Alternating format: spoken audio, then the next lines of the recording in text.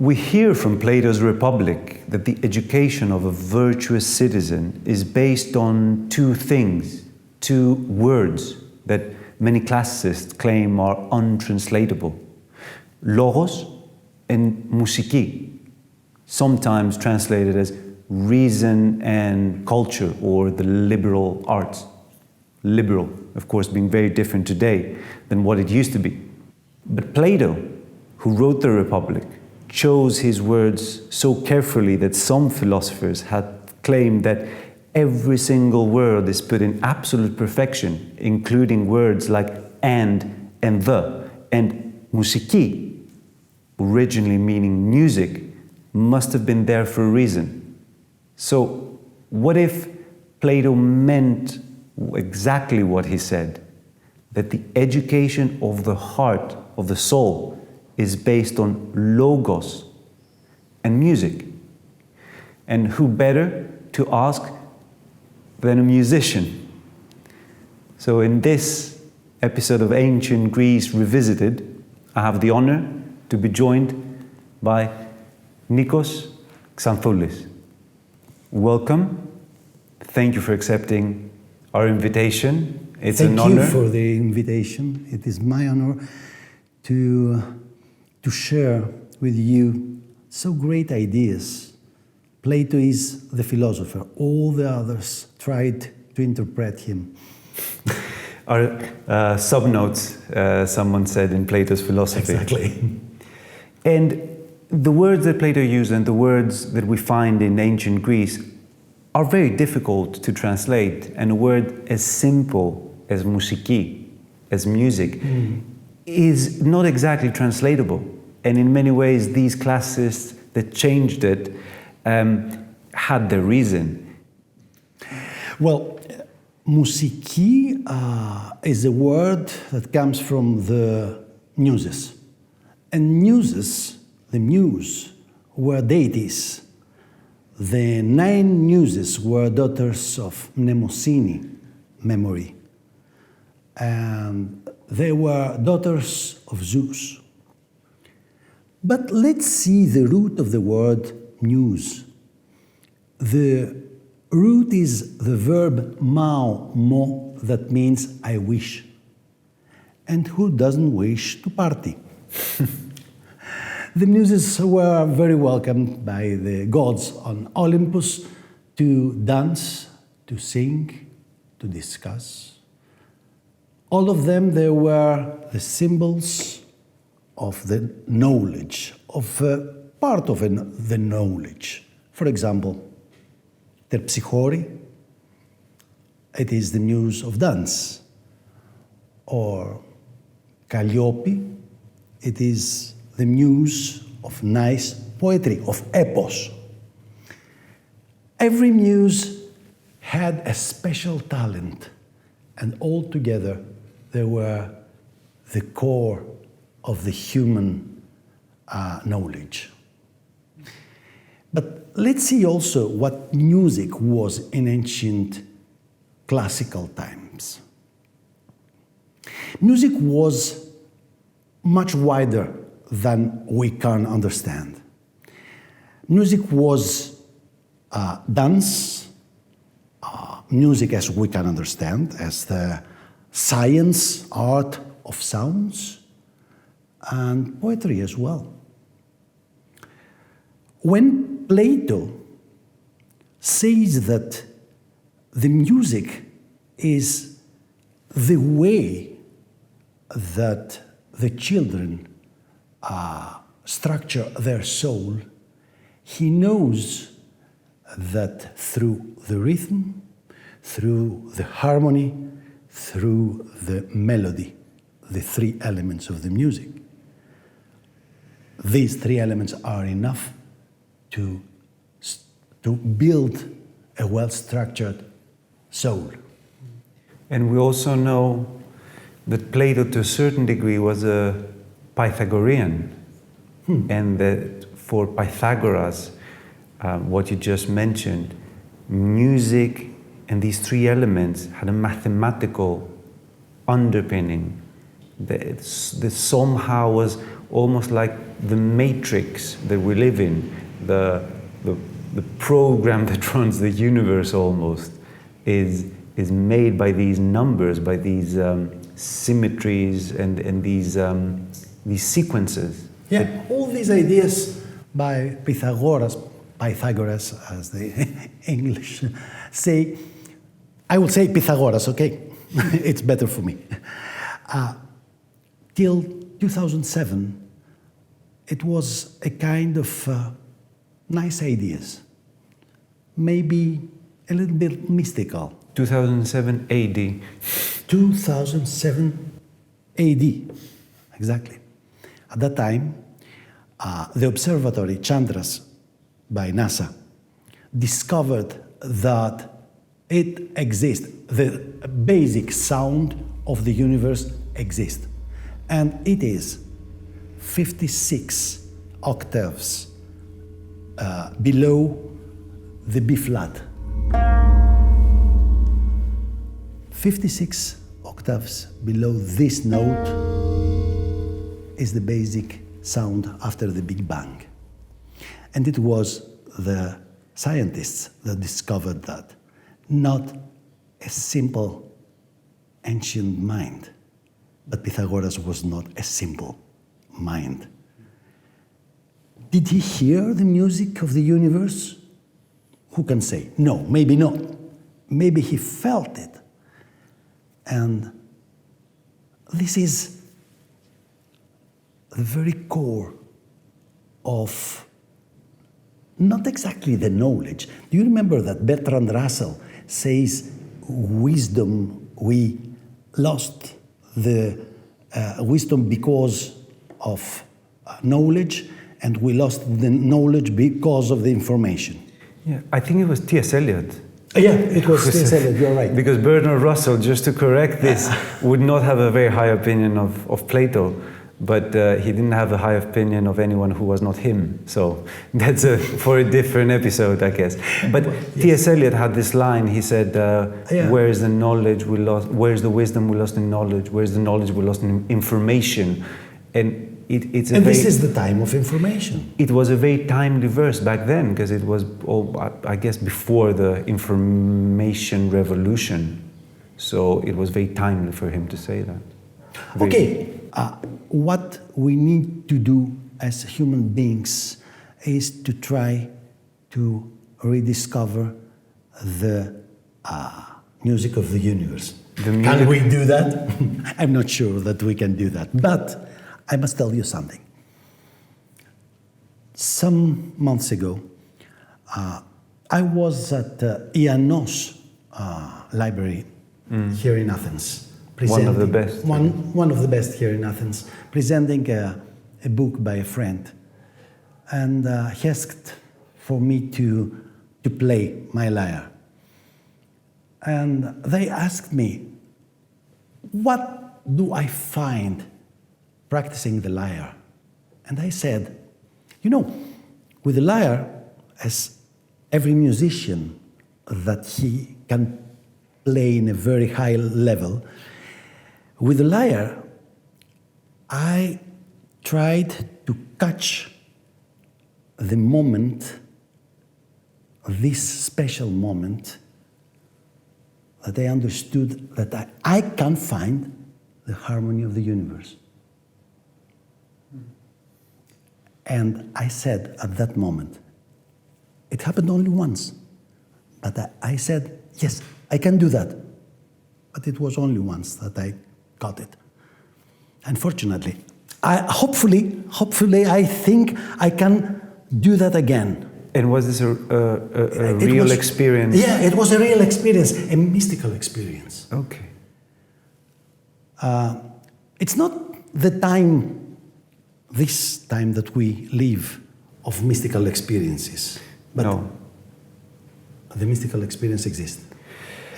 Well, I can believe it myself, and what I found fascinating is that it's not just reserved for Hindu mystics. And what one will find if they read philosophy, Western philosophy, dry, boring sometimes, Western philosophy, is that many people had similar experiences, like Rousseau, for example, who you wouldn't have thought he was that, but he had a moment apparently when he was traveling to find Diderot, one of his friends and one of the great encyclopedias. And he was going there. He was a prisoner in the Bastille, and as he was going, he had a kind of a vision where he saw, if I can remember it correctly, that if nature is perfectly structured and man is a part of nature, then real desires cannot be in conflict with nature. So if man desires something that is in conflict with nature, it's not a real desire. And so a system has to be developed, almost like Plato's Republic, to educate man on his proper desires. If we accept what we have, this is the world, this is paradise. We have to see the paradise. As Paracelsus says at the La Rosa de Paracelso, Jorge Luis Borges, this is paradise, where we live now. This is paradise and the freedom, as Spinoza says. What we have to do is to try to grasp it. Well, Jesus said, at least in the Gnostic Gospels, he said, the kingdom of the Father is inside of us and around us. So it is here.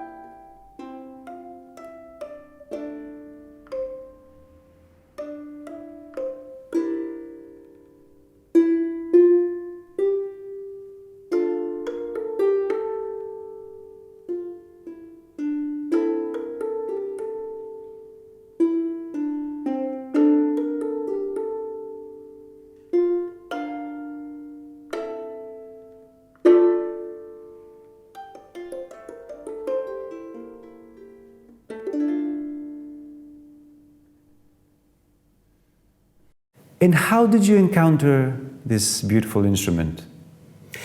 Well, I wanted to be a philologist, but it didn't happen. I can tell. It didn't happen.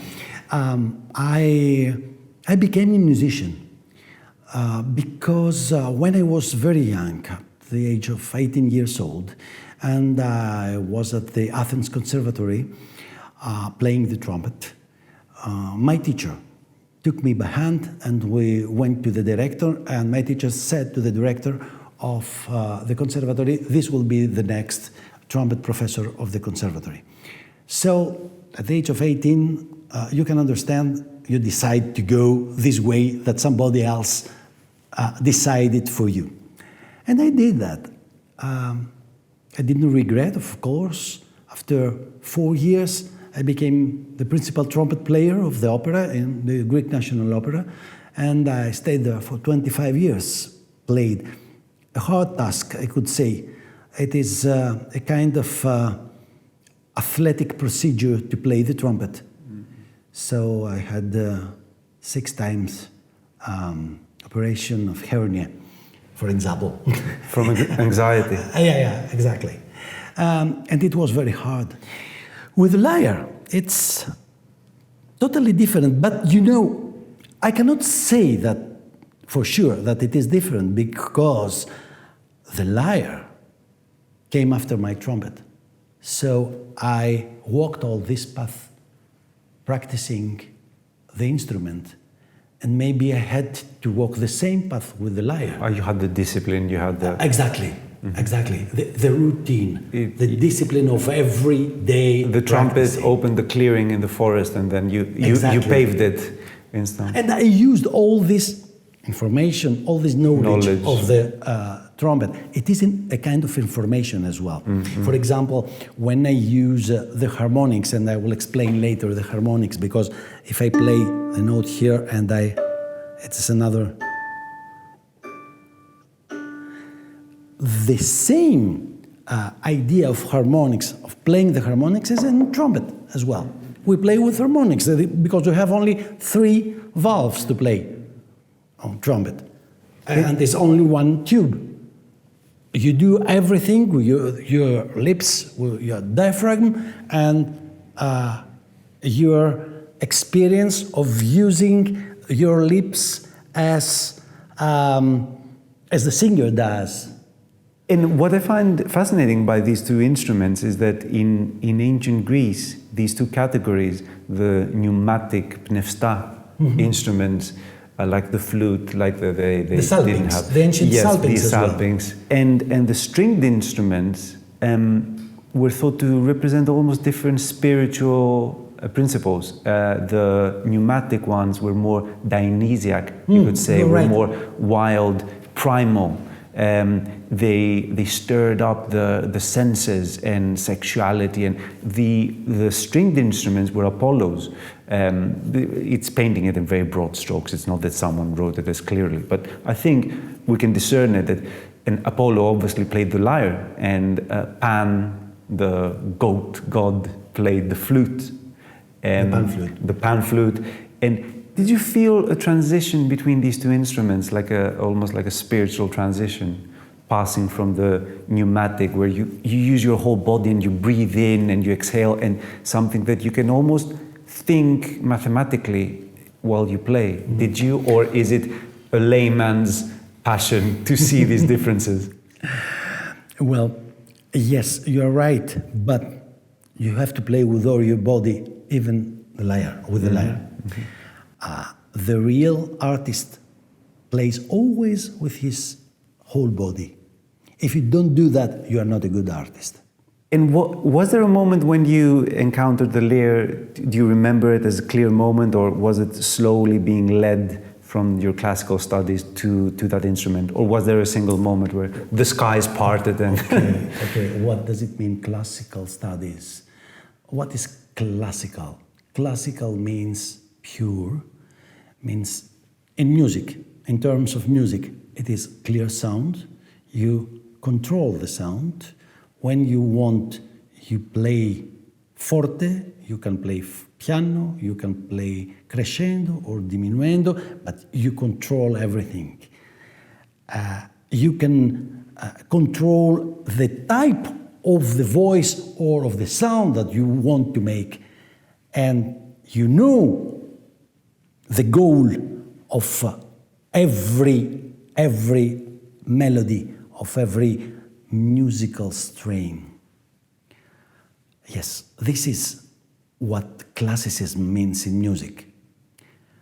So, if you cannot play rhythmically, you're not a good musician. And don't tell me that you are a folk musician. You have to play rhythmically. You have to play clear. You can do dirty things. You can understand what I mean in music, dirty things, not very clear sounds, but you have to choose when to do that. Break the rule, you have to know the rule. Yes, you have to know the rule to break it. And can we just hear something? Of course. How I approached the instrument.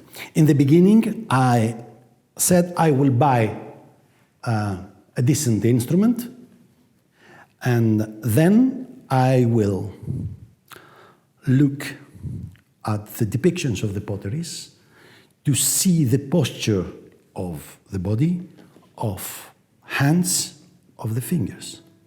So I discerned that everything was very consistent in all the depictions. I have studied. I pored over, like the sophisticated American philosophers say, I poured over all these more than 2,500 depictions. And I saw that there is only one way of playing. What I mean? In the majority of the depictions, they use the plectrum. Of course, they have this one, the telamon, that permits you to hold the instrument firmly and to have a free left hand. So I can use both hands, this way of holding the instrument. And you can see all the depictions to have this posture. Then I saw that in many depictions, they had this, exactly this posture of the fingers and of the plectrum. And I saw in the Metropolitan Museum a fantastic depiction on the pottery that we can understand where the fingers touch. You can see them. You can see them. I have the photos. I went there and I have the photos. So I saw that they touch these strings, as I do now. And I said, what is the scale? I have 7 strings. But we know that 7 strings are the same as 7 notes. They knew about the notes. They knew about the harmonies, the scales. You know, the Dorian, the Aeolian, the Phrygian, all these modes are always with 7 notes. I have 7 strings, why not? We have only 1 quote of the tuning of an instrument, only 1 quote from Antiquity. But it is so. 7 strings, 7 different notes in 1 scale. So I hold the instrument this way. I chose the tuning A, B, C, D, E, F, G. And then what did I do? I did so. Oh, this is a chord. Why? Because I mute with my fingers the notes that I don't want to hear. So if I want to play the D minor, it means D, F, A, I have to mute all the other strings. This is the opposite way of understanding from the guitar, for example. Yeah, exactly. Yes. And there is also the difference that there is no braccio. How do you say? Fret. The fretboard. In guitar. Then it is Pythagoras that he discovered the harmonics. So why cannot I use the harmonics? I saw at the National Archaeological Museum a guitar player. You know, the guitar is the professional lyre. It was bigger, and it was for the professional musicians that played in the theaters in big publics. And the word kithara, it is Greek. It is Greek. It is Greek, yeah. For many years, kitharis. I thought it wasn't, Yeah. but it is. But it is the same philosophy of playing. So I saw on this depiction this. You see? It is harmonic. And it is this moment. Oh, okay, so we have the harmonics. I have 7 strings. I can play all the strings in scale. And then, with the harmonics, my range becomes bigger.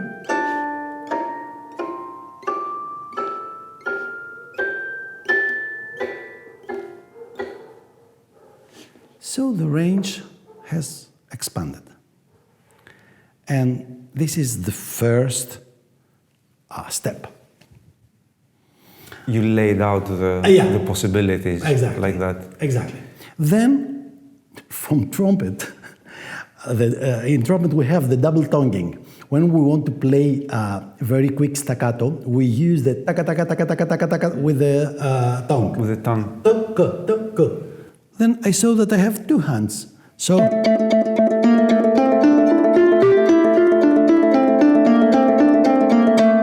then I can double.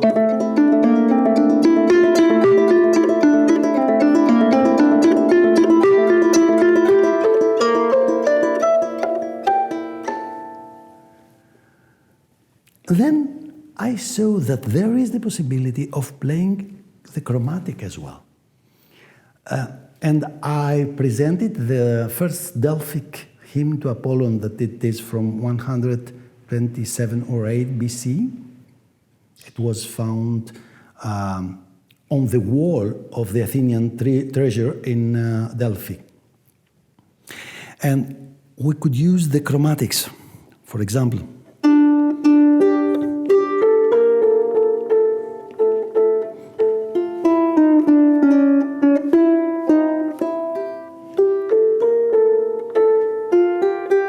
Etc.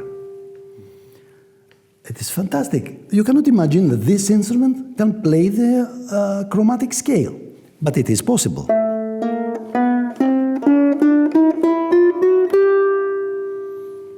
The range is much bigger than many people might think. The first prima vista that you can see. So the problem is that this was a real instrument of the music in ancient times, the national instrument of the Greeks. Every free Greek person had to play the lyre, and they had to play in the symposia as well.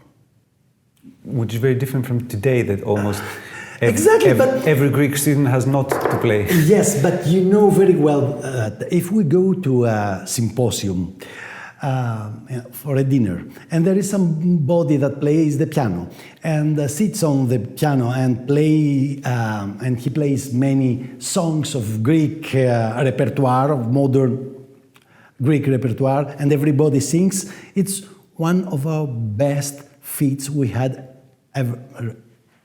had in our lives. Yes. And this was the rule for the ancient Greeks. Everybody had to play a song with his lyre. Almost like getting to know each other through giving something of your spirit, perhaps, to the...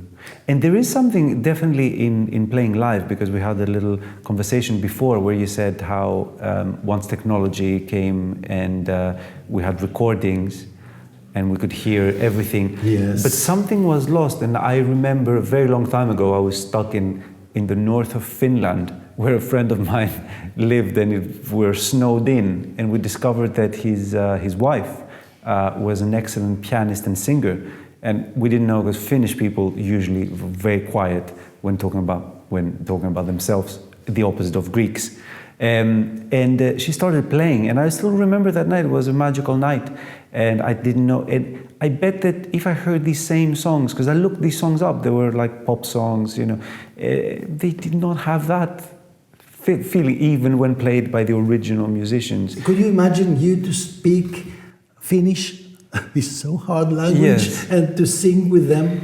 Yes, but there was something in the live performance which I still cannot put my finger on. Why is a live performance? I'm part, like, as a software engineer in my day job. Mm-hmm. I'm always this technical mind person that if the numbers fit, they're the same. So they should, but it's not the same. There's something to this live performance. Exactly. Till 1930s, the music was always alive. You cannot imagine Beethoven to listen to recordings. Okay, not even Chopin, not even Tchaikovsky. How did they learn the music of their contemporaries? I read it in a book. For example, in Moscow, in the end of 19th century, there were 2, 3, 4 musicians, they decided to have a dinner together. And after that, somebody of them had a new score of the music published in Rome. What they did, they had the score in front of them, and with 4 hands, they played the 2 staves of the piano. So they learned the music of other composers by playing the music, not by listening to the music, just listening. And you know, I think that many musicians prefer to play the new music, to understand it, to feel the music, not to listen. It's almost like invoking something, because it's almost like calling out this music from existence, just for a moment. Yes, so nice. You know, when I played at the opera, we had a great maestro, conductor, Odysseas Dimitriadis. He was one of the best conductors of Soviet Union in Moscow at the Bolshoi Theater. And we had to play at that time Yevgeny Onegin by Tchaikovsky. After the rehearsal, he asked for me to drive him to his house. And in the car, I told him, what kind of music do you prefer to listen? Nothing. I don't want to listen to the music. I had music enough. Because he created the music. The music is something that you create, not only to hear pathetically. Mm-hmm. And if you can create music, it is very creative. And I think now it's the perfect time to listen to something. Yep. Let's create something. Let's create something.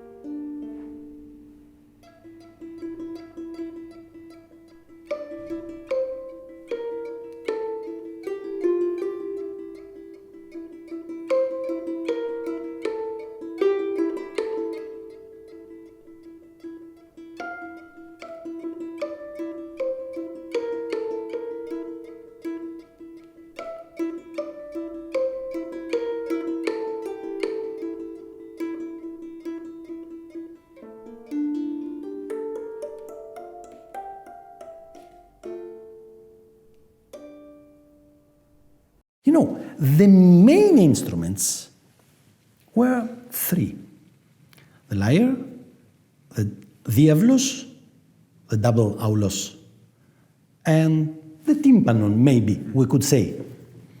So these are the three elements of music that I mentioned before. The diavlos, that many times doubled the voice of the chorus or of the singer, for example, in the aulodia, it is the melody, the strain. There is the accompaniment of the lyre. This is the harmony that supports the melody. Even Jean-Philippe Rameau, in 1725, his book Traité d'harmonie, Treatise on Harmony, he said that every good melody is supported by a good bass. It means the harmony. And then the tympanon, this is the rhythm. And what is the characteristic of the rhythm? The repetition. So with these three instruments, we can have the whole music. We don't need other instruments, because the greatest instrument is the voice. I've heard this many times, and it was very hard for me to believe. No. All the teachers of the instruments at the conservatories, they say when we play a melody, for example, sing! You play trumpet and you say, sing! Katolophyromai,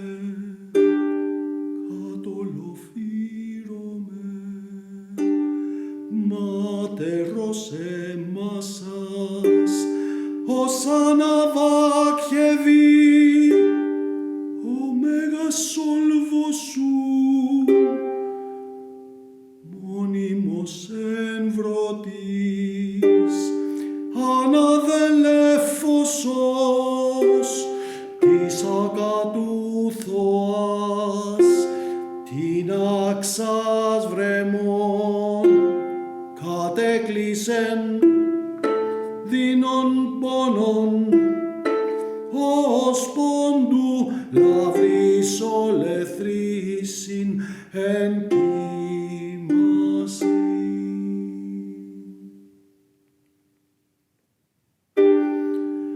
Katolophyromai,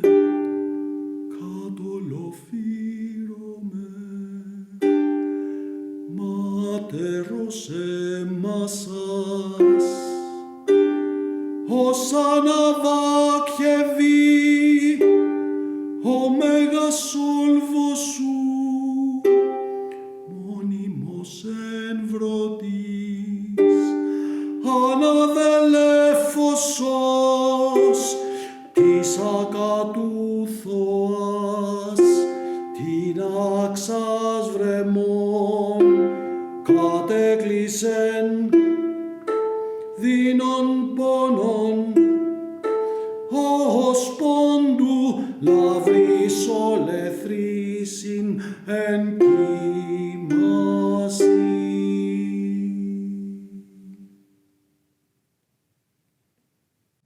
And this was a piece of music that has been saved in writing, correct? In ancient times, in ancient Greece, there were two systems of notation.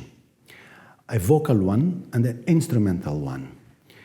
The vocal one, the vocal notation, was with letters as symbols of the notes. For example, if... Greek letters. Greek letters, the capital letters. For example, if I say to you, ofsomizg, omega, omicron, iota,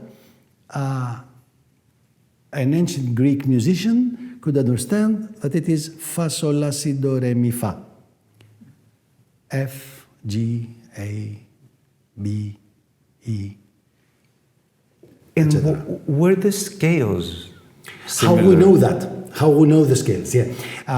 We have in our hands from the time of Constantinus the Great, 4th century AD.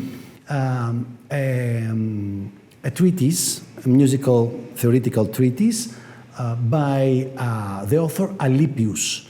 And we know all the scales, both in diatonic, chromatic, and harmonic genus. It is hard to explain to you what this genus is. So he wrote in the, let's say, end of the Roman Empire, beginning of the... Yeah, but it was the same tradition. Byzantine. No, it's not Byzantine. It is ancient Greek tradition that comes till 4th century. Very late into we lose the tradition of the ancient Greek music because of Christianity. Christianity didn't want the Greek music because it was a pagan music. And the lyre was the symbol of the pagan music. So we lost all this great It's tradition. incredible, again, linking it in the beginning, if music was the soul of this culture, then it makes sense if another culture comes in and tries to destroy it, to kill the soul. Exactly. And I don't think that it kills the soul because, you know, when I served as an associate researcher at the Academy of Athens, the Folk Center, and at that time we had to digitize the archive, 24,000 songs. So I listened almost to 24,000 folk songs of the archive of the folk center. Which Greek era? music. Greek, folk music. Folk Greek music. Yeah, folk Greek music. And I understood that approximately the 60% had the same structure of the pieces that we know from Antiquity. The same harmonic structure. And these are folk songs. Yeah. Greek folk songs. So I believe, but I cannot prove it, that the Greek folk music has maintained the very soul of antiquity. But we cannot prove it. But, you know, the language is the same. When I had to compose the music from Euripides in 2004, both in ancient Greek and modern Greek language, for Anna Synodinou presentation of Euripides by Seikilos, I had to read and work composing the ancient text. And I saw that there was no one word of Seikilos that we don't use now in modern Greek. I had a problem only with one word, the first page, Kelsas. Apollon, Kelsas as Delphus. Kelsas, I say Kelsas, I don't know this word. Kello. Kello, it is, I come from sea to the land. Xokile. And this is the same word. We still use it. We still use camouflaged. it. Exactly. And this is something very important. And so I mean that the language is alive. Why not the music? Why not the music? Exactly. Yeah. And this is something very important because modern Greeks often have like a complex with connecting certain parts of their culture with ancient Greece. And just because they open up, let's say, Homer, who's ancient, even by ancient standards, they open up a page of Homer and they cannot understand most of it. And they go, okay, they close the book, they go to the translation. But the language of the Gospels, of the Christian Gospels, for instance, is almost readable by every modern Greek. And this is a language that's 2,000 years old. Technically, it's ancient Greek. If you go to English, for example, 14th century is 14th century is the understandable. limit. Chaucer, around the time of Chaucer, is the limit of intelligibility for a modern.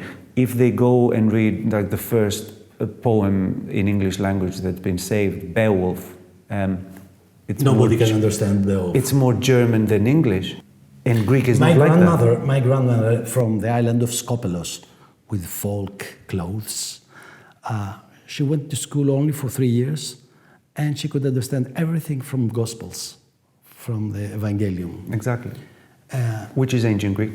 Which is koine. It is the Hellenistic dialect. Yes. Not dialect because it was the main language of it was the opposite of a dialect. It was everybody. Yeah. And okay, this is the language. The language is the same from Homer till now. Different type, different, not syntaxes exactly, but yeah, different syntaxes, different grammatic. But the roots are always the same. The root words, yes. Yeah. And I mean, even in ancient Greece, there were problems with different dialects. Of course, in... from one to understand, Sappho's dialect. In the library of Alexandria, the great library of Antiquity, you know that the directors of the library, Eratosthenes or Aristophanes of Byzantium or Zenodotos, great scholars of that time, they used to write lexis.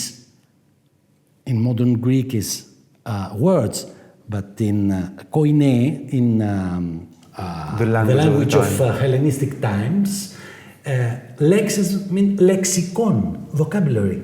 So even they to understand Homer, because they could not understand Homer. Yeah, because some words and it's very counterintuitive because the older you go back, you would think that the language is more simple, but it's not the case. And in Homer, they had, I think, 5 words just to look, and one. Yeah, but there are not many. The words are not many in Homer. Difficult words for us. But no. And like you said about exokyle, there's the word first to look. One of the words is verkeste, which is where I see. The word dragon apparently comes from. Dragon, like the creature that looks, stares with like burning eyes. But we have it because we say oxiderkis.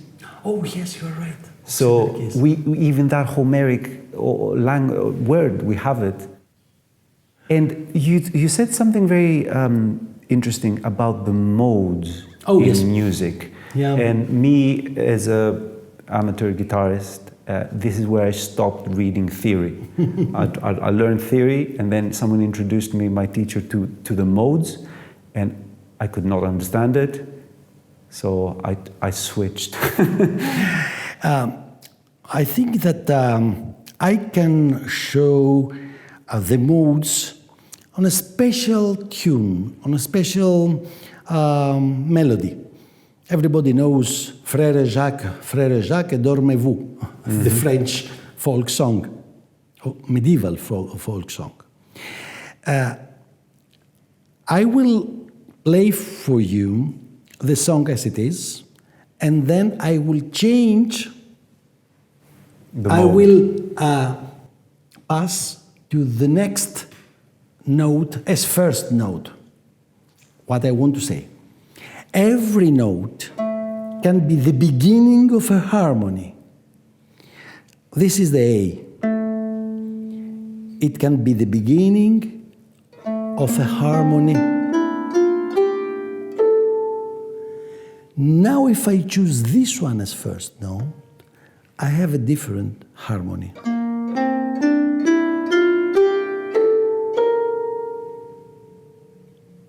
The first harmony has this chord as basic.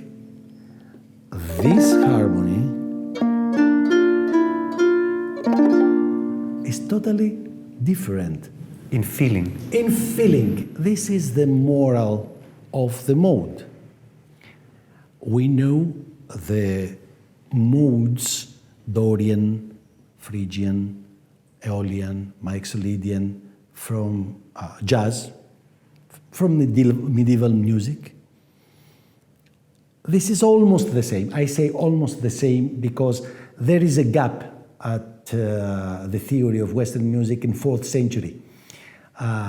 Boethius, a great scholar and political person of 5th century AD, when the Ostrogoths were in Italy, he was a prime minister also of Alarichos, and he died in prison.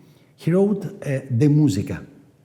In this book became the difference of how we From face ancient the ancient to and the medieval modes, the different structure of the octave. But the ancient Greeks had modes, and we have inherited the names. Many musicians, they hear Dorian, Aeolian, Lydian, Mixolydian, and immediately they're transported to the world of ancient Greece. We know, for example, that the Dorian was a manly mode. Could we? Yeah, of course. You know the Ένα το Χελιδόνι by Mikis Theodorakis this is the Dorian mode, the real Dorian mode. Oh, the Dorian feeling. It's not the Dorian mode of Antiquity, but the feeling. This is what we have to understand. And we know that the Spartans were the Dorians. Exactly. So. And this is.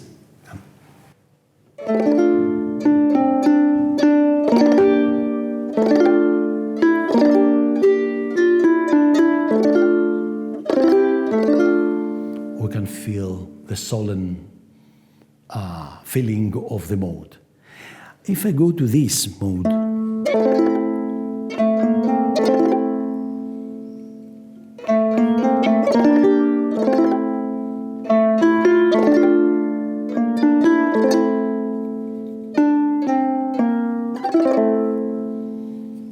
it's totally different. If I go from this note, I don't explain to you because it's very difficult to understand. Perhaps not as much a theory, but could we do this experiment with Frère Jacques and pass through the different modes? Because when I first heard it, it was amazing how the same song, the same melody can transmit different emotion, essentially, as you pass. I will play that beginning from this note.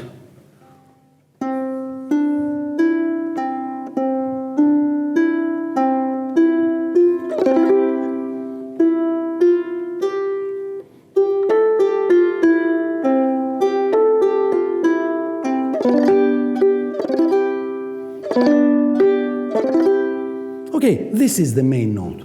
And what is this mode? The modern one, it is a major. In ancient times, it could be a Lydian. A Lydian. Okay. Now I will play the same analogies of the song, but I will begin from this one, from the next, and it will be the main note of this mode. You will listen to a totally different feeling.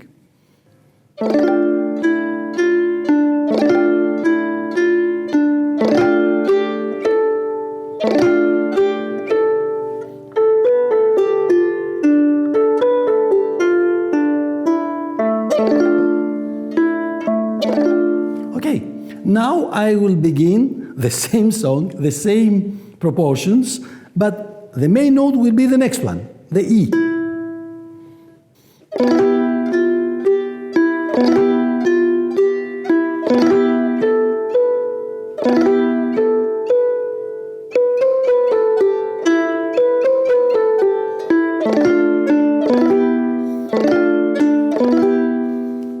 Every time is different. You can shift the feeling. And maybe that has something to do with the education of the virtuous citizen that we began, of something like... Because if you control the feelings, there is a theory from the Baroque time of 16th century. It is the theory of affections. And what it means that some intervals of music produce special feelings, the affections. I think people had a very good idea about that. Yeah, and they had this one now. So, this theory comes from the ancient Greek music theory because all these theoreticians of Western music, I mean Vincentino in 1555, or Zarlino, 1558, or Girolamo May, or Vincenzo Galilei, the father of Galileo Galilei, that he was a great composer and one of the members of Camerata Fiorentina, that they revived the ancient Greek tragedy. And what was this? It was the opera. The opera is the effort to revive the ancient Greek tragedy. And we can see all the letters that change between each other, how they try to understand the way that the ancient Greeks used the language in the tragedies, in the dramas. Somehow, instead of leading to Greek tragedy, it led to the opera, which is a different thing. Is it? It definitely did not... It is theater, it is music in the theater, it is chorus, it is solo. What is the tragedy? Could it have led to the catharsis, though? Yes, of course. The opera? It could lead, yeah, of course. I'm very operatic. Yes, I believe that. So you think the experiment was it depends on the was a composer. success? Yeah, it was a success, yeah. I believe that. I think that the Italians did their best in their language. They had all the tragedies in their hands at that time, I mean 1600s. If they wanted to revive the tragedy or the comedy, the drama in general, they had to set in music the lyrics translated from ancient texts, but they didn't do so. Why? Because the Renaissance buried the corpse of antiquity and revived the spirit. This is a very interesting theory that we had in our private. It's not mine. It is by Panofsky. Panofsky. Because if someone were to ask me before, I would say that the Renaissance revived the body, but not the spirit. And by that, I would mean that they had lost something essential about ancient Greece, but they somehow revived the form. But you're saying it's the opposite. They revived the spirit successfully, but not the body. Yes. Why did they need the body? The body belonged to the ancients. They needed to create a new world. And the new world was their world, not a different. We will never understand what the antiquity was for the Greeks. We're very proud of our ancient Greek ancestry. We're very proud, and we think that we belong in this net, in this chain. Line. Yeah, chain, in this chain. But yes, okay, maybe from our blood, from our language, it's not enough. The gratitude to the ancients are for them, not for us. If we want to do something analogous, let's do it. It's not enough to have to be grandsons of them.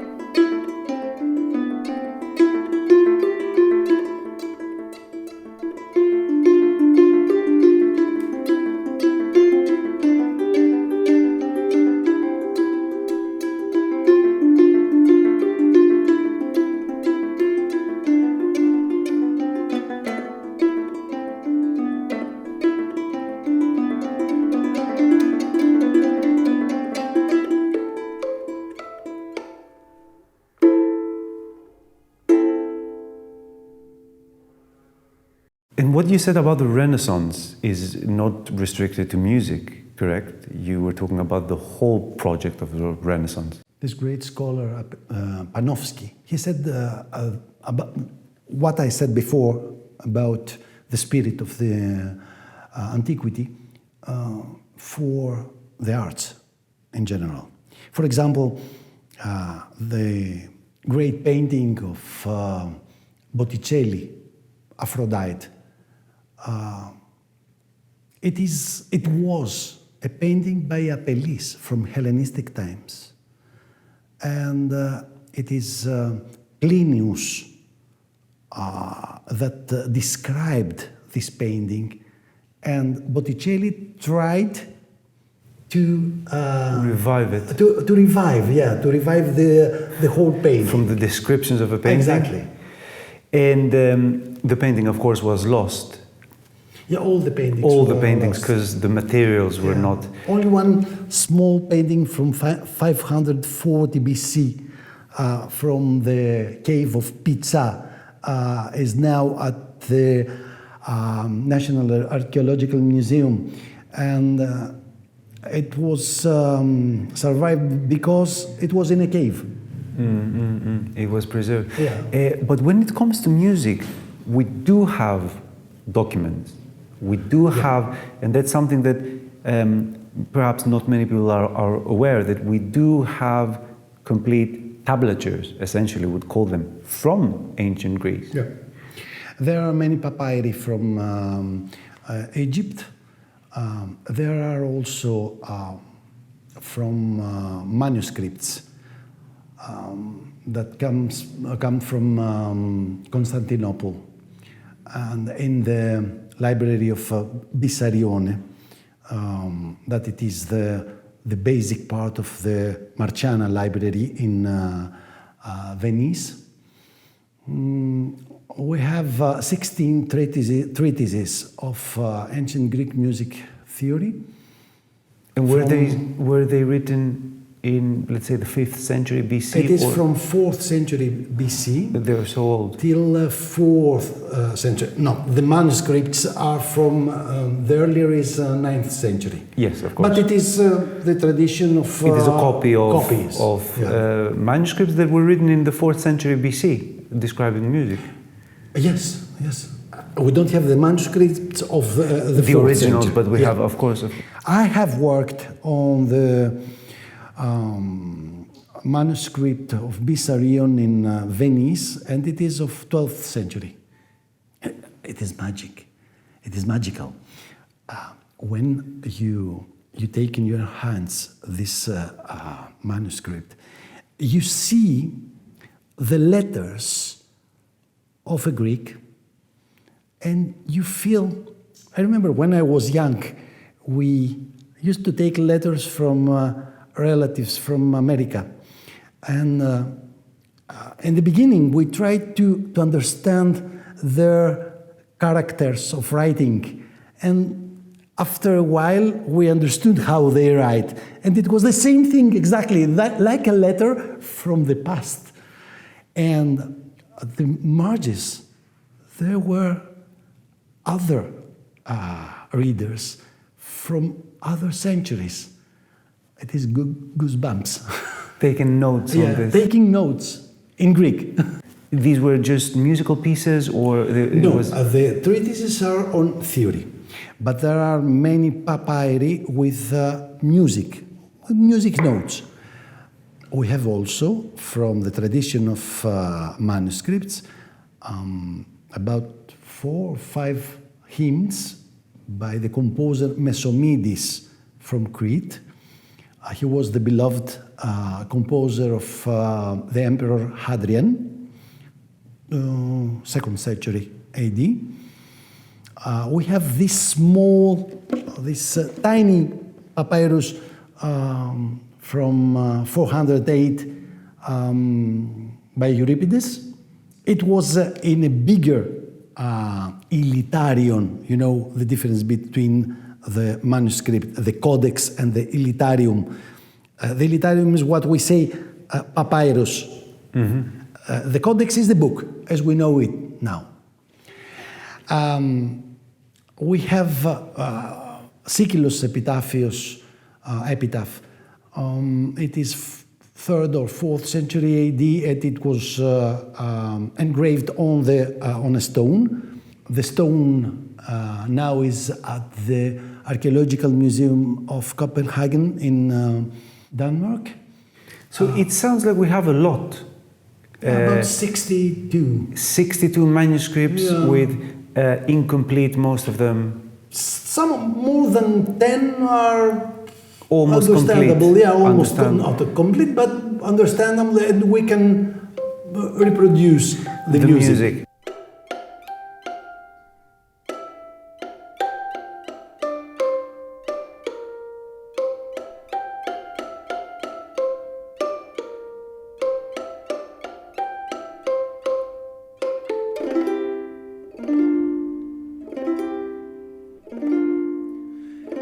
Εικόνη λίθος ημί,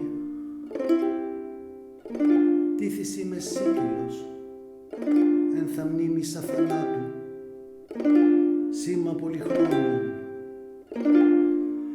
Όσον ζεις φαίνου, μηδεν όλος ηλίπου, προς ολίγον αισθητό ζήν, το τέλος ο χρόνος απαιτεί.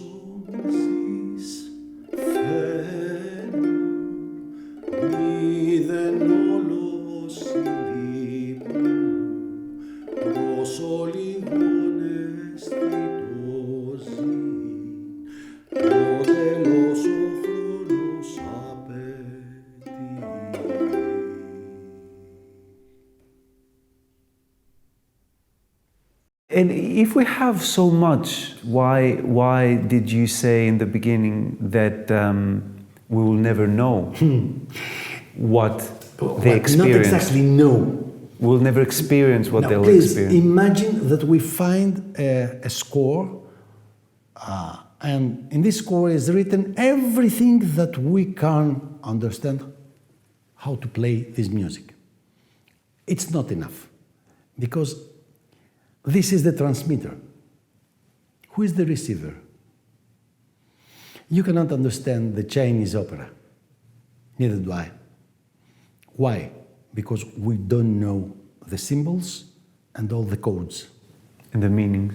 And the meanings. So many meanings are not understandable from ancient times. Music is something that happens between people, between the player and the listener. Yeah, and it's almost like a magic spell that happens. It is a universal language. The music is a universal language.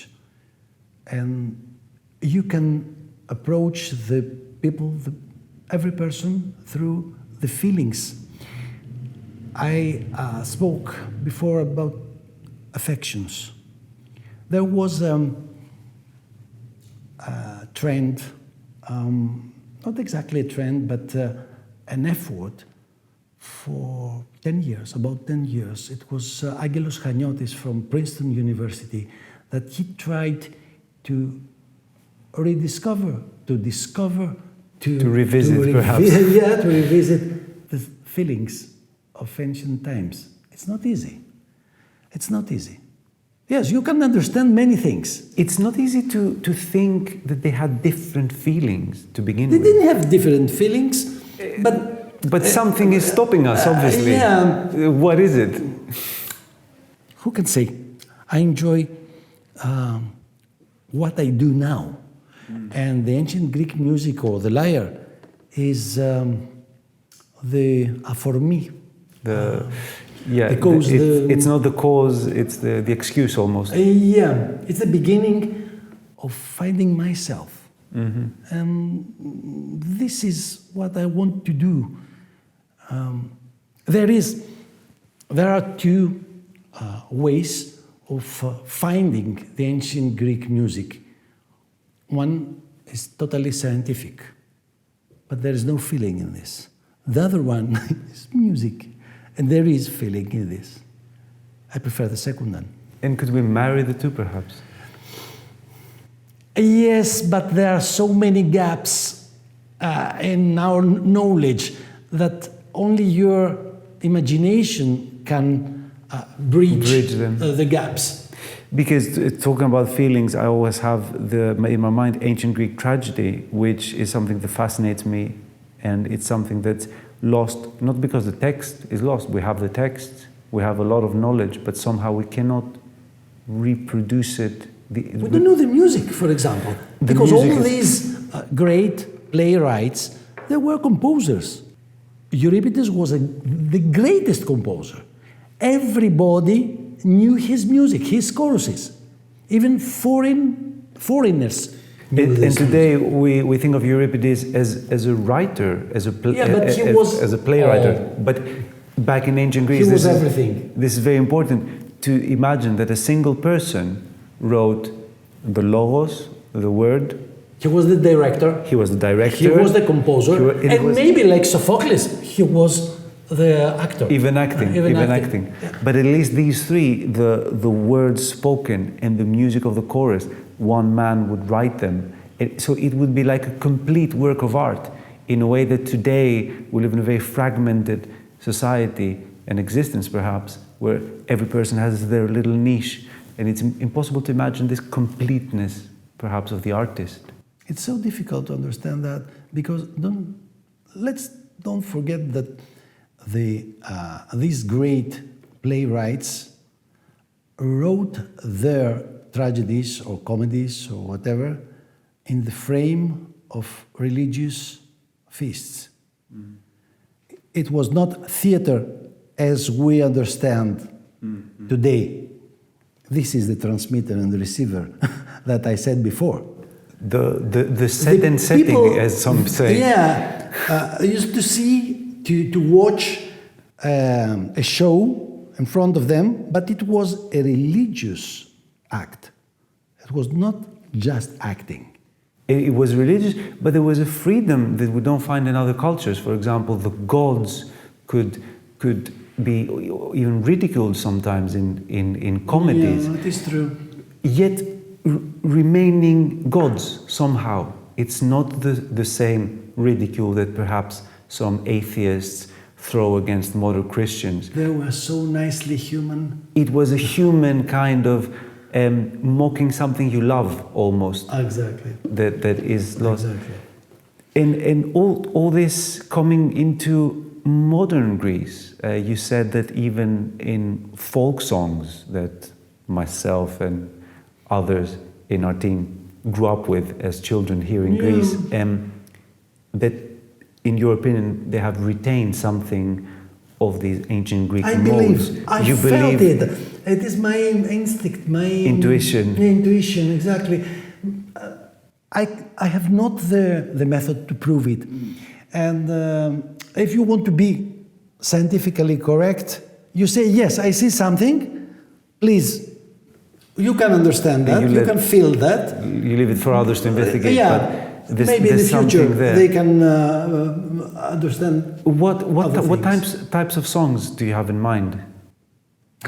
For example, in the Greek folk songs, there are the composite rhythms. For example, Kalamatianos, 7/8, or very well known, the peonikos rhythmos. It is 5/8. Hadzidakis is full of 5/8. Έχω ένα μυστικό, τατιταταμ, παπιπαπαμ. This is 5/8.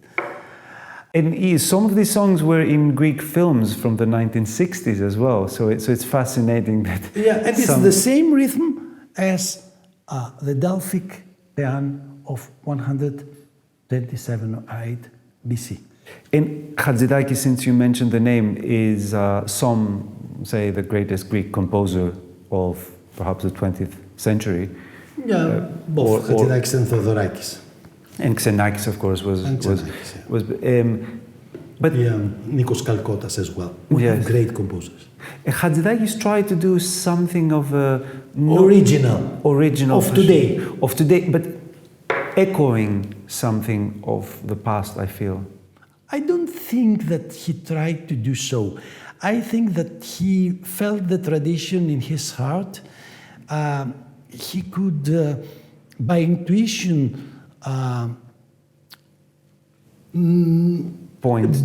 be inside this tradition, but to the core of this tradition. Without copying anything. Yeah, he didn't need to copy. It's okay, all that is tradition. What we have to do is to play nice music,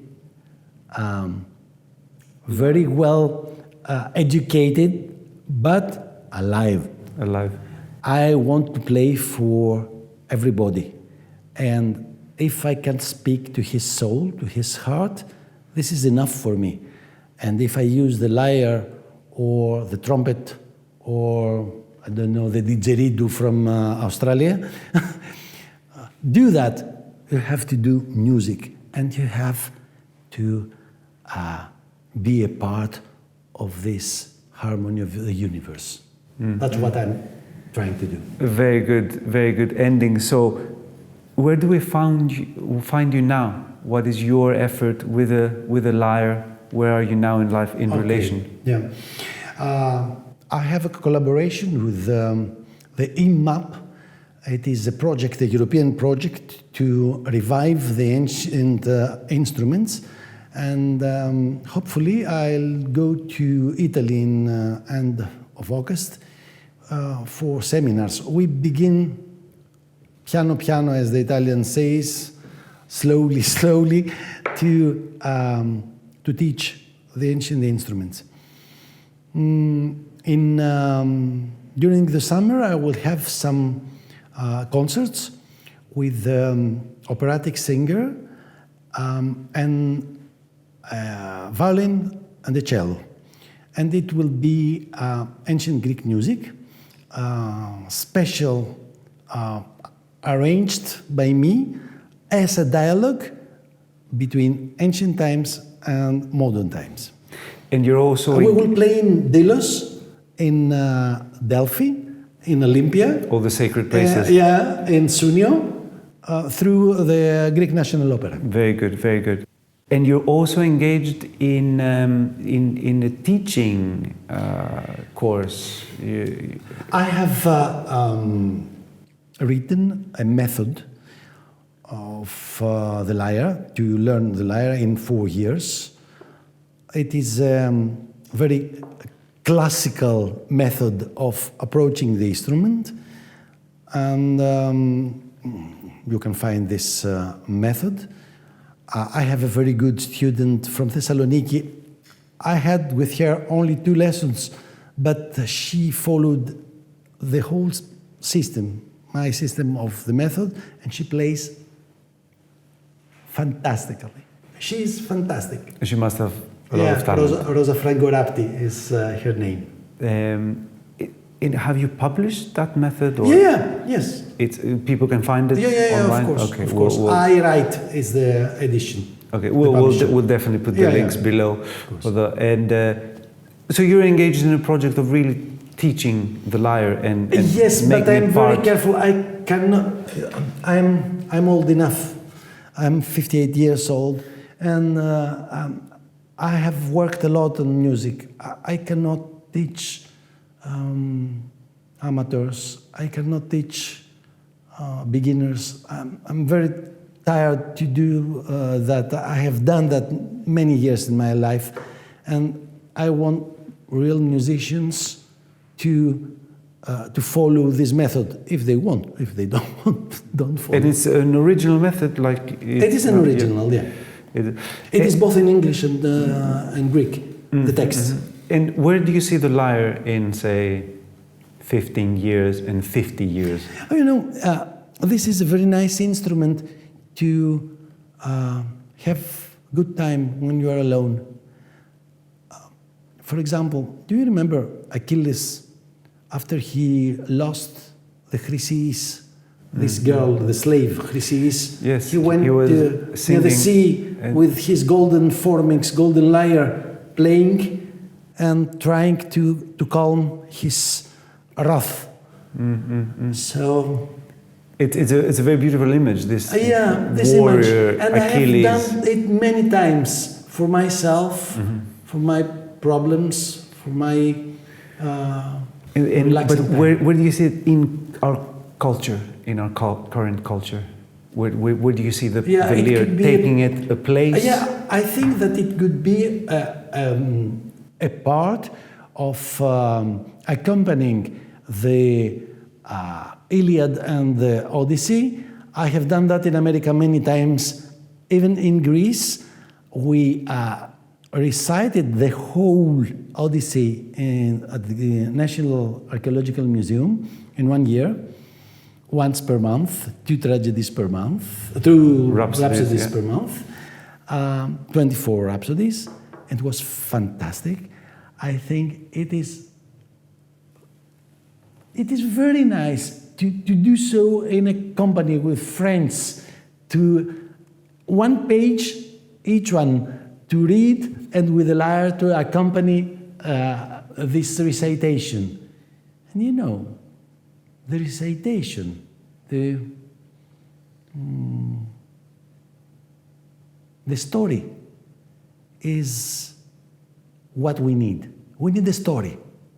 I couldn't agree more. Yeah. I think it all begins with a story. Yeah, a story. We need a story. Just tell me a story and it will be nice. Okay. So this is not going to be the end of our story. Like I say, we are going to meet again for sure. Thank you very much for this. Thank you very much for coming here. Discussion. Thank you very much for sharing all that. And I'm sure our paths will follow close and will cross many, many more times. And we'll create a story together. So thank you very, very much for that. Thank you very much. And see you very soon.